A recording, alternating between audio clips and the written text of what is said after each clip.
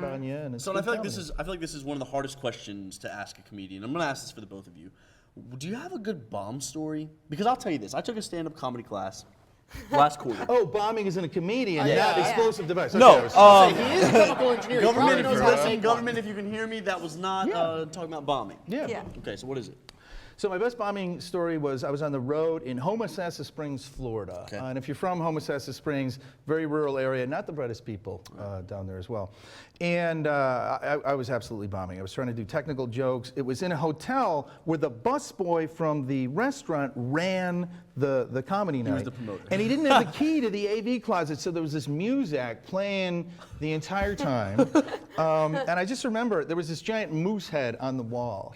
And it was New Year's night, and it was the night just after the year Richard Pryor had died. So this was a number of years ago, and I was making, hey Rocky, watch me pull a rabbit out of my hat kind of things, and made a lot of jokes about Richard Pryor. I said, those of you that love Richard like I did and appreciated his humor, please join me in raising your lighter out of respect and then lighting your hair on fire. And yeah, they did not like that joke. And that and the music, it was, I don't think I ever worked for those guys. You never went back? No, never went back. All right, so Dom, what was your best bombing story? I have to say I try to forget anytime I bomb. Good move. Really, but I do remember one time that I was scared out of my life, and it was the first time I did an open mic at this place called the Basement Theater. They have this red light open mic.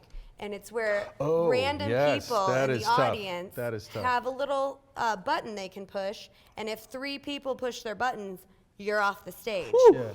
And I was sitting there, I didn't know anything about it. I just thought it was an open mic. I actually came to see the show before it, and they were like, do you want to stay and do open mic? Yeah, sure, I'll do it. So they draw your name out of a bucket, and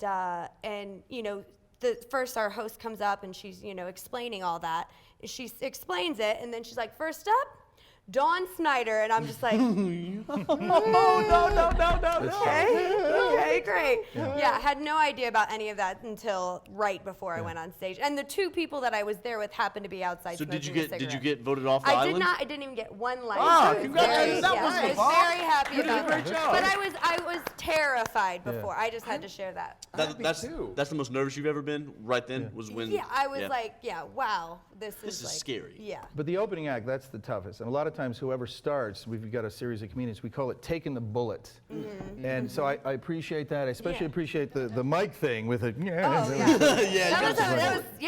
going near that mic stand. It was perfect. Mic stand. We did it to you guys on purpose. Yeah, we put some appreciate glue on it and made it hard. All right.